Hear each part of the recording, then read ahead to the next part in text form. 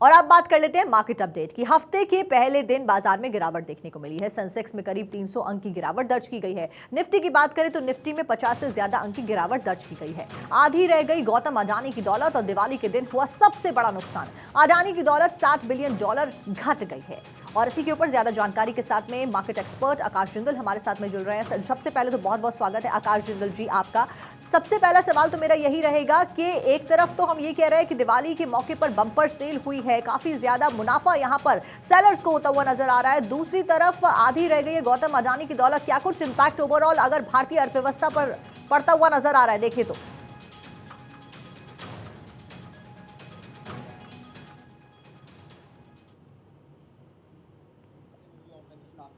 का कहना नहीं, ग्लोबल एक्सपर्ट्स भी इस चीज को मानते हैं। दिवाली की आपने बात की, दिवाली की एक प्रेडिक्शन आपको कर रहा हूं जो दिवाली के बाद आप खुद देखेंगे। दिवाली मंथ में जीएसटी कलेक्शन, मेरी organisation Aakash Jindal dot in prediction है 2 लाख करोड़ से ऊपर होने की उम्मीद है। बिकॉज दिवाली इस बार बम्पर दिवाली रही है, लोगों ने बढ़ चढ़ के खरीदारी की है, बाइंग की है। They have been rampant and massive gifting during Diwali.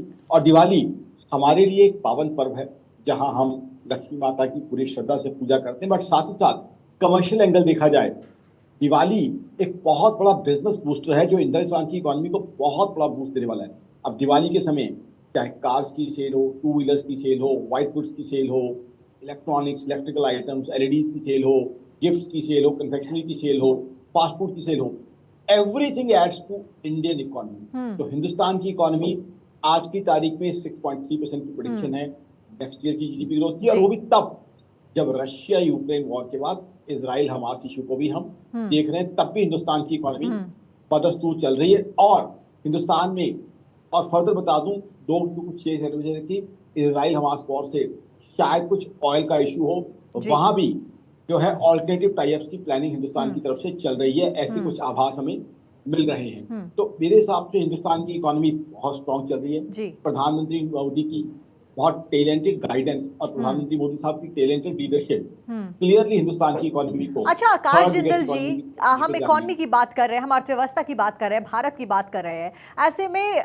Purchasing power तो तमाम जो लोग हैं उनकी बड़ी है, जो कि एक अच्छा संकेत नजर आता है। लेकिन चाइना से कई सारी कंपनीज विड्रॉ कर रही है, चाइना को खासा नुकसान हो रहा है। अब हमारे पड़ोसी देश चाइना को जब इतना नुकसान हो रहा है, उसका मुनाफा कितना हमें मिलता हुआ आने वाले समय में नजर आ रहा है?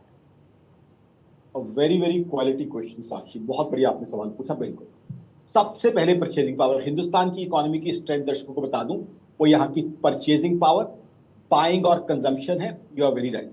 दूसरी बात, चाइना का जितना भी लॉस होगा वो हिंदुस्तान का फायदा होगा, बिकॉज चाइना और हिंदुस्तान आपस में कंपीट करते आए हैं फॉरेन डायरेक्ट इन्वेस्टमेंट। चाइना में कई तरह की दिक्कतें हैं, वहां डेट क्राइसिस है, हाउसिंग क्राइसिस है, घोस्ट टाउन, हिंदी में भूतिया शहर हम कह सकते हैं, वो है, डिफ्लेशन है, डिमांड की कमी वहां नजर आ रही है।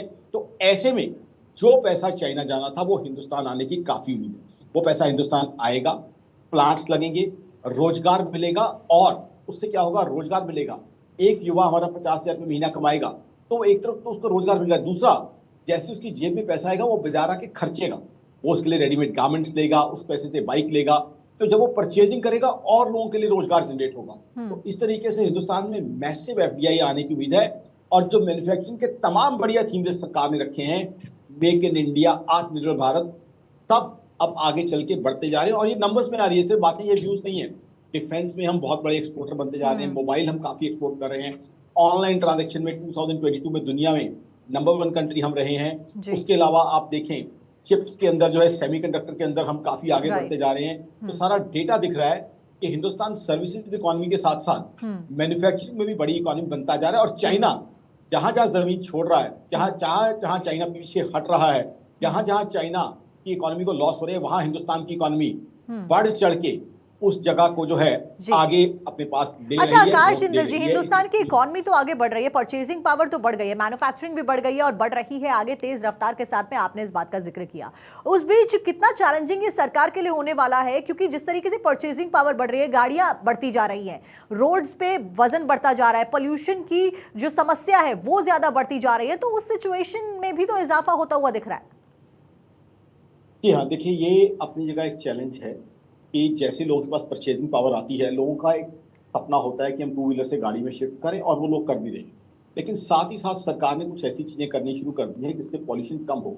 हालांकि उसका इमीडिएट असर हमारे सामने नहीं आया। AQI अभी हमने 500-400 देखी है। एथेनॉल ब्लेंडिंग, दर्शकों को बता दूं, एथेनॉल ब्लेंडिंग शुरू हो चुकी है ऑलरेडी। यानी कि एथेनॉल ऐसी चीज है जो पेट्रोल में मिक्स होती है। एक तो वो देसी चीज है, हिंदुस्तान में ग्रो होती है, एक उससे पॉल्यूशन नहीं होता। तो एथेनॉल ब्लेंडिंग का लेवल अब बढ़ता जा रहा है। दूसरा जो है, इलेक्ट्रिक व्हीकल्स के ऊपर भी सरकार का काफी जोर है। अब दर्शकों ने देखा होगा सड़क पे काफी इलेक्ट्रिकल कार्स और इलेक्ट्रिक टू व्हीलर्स तो दिख ही रहे हैं।